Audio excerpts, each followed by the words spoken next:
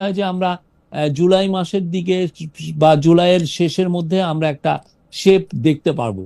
তারপরে আমার মনে হয় যে আরো ক্ল্যারিটি আপনারা দেখবেন। বাট ইলেকশন, আবারও বলি, ইলেকশন উনি যেটা বলেছেন ডিসেম্বর থেকে জুনের মধ্যে হবে, এটার কোনো আহ, ব্যত্যয় হবে না। শরীফ ভাই, আবার একটু এই যে আপনার আপনার জায়গায় আসি, মানবাধিকার, তারপর হচ্ছে জার্নালিজমের এথিক্স এবং রাষ্ট্রের ন্যায় বিচারের জায়গা থেকে।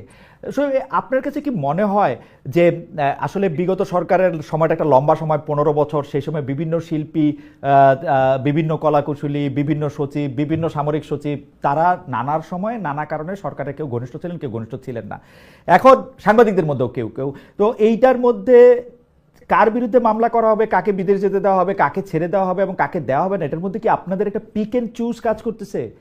যে ঠিক আছে, একে আমার পছন্দ না, তখন আমি নাম দিব এ তুমি সিনেমায় অভিনয় করছো, তো সিনেমায় যে আরো লোক অভিনয় করছে ওগুলি আমি ভুলে যাব, এবং সিনেমায় অভিনয় করার জন্য আমি মামলা দিব, এটা কিরকম হত্যা মামলা?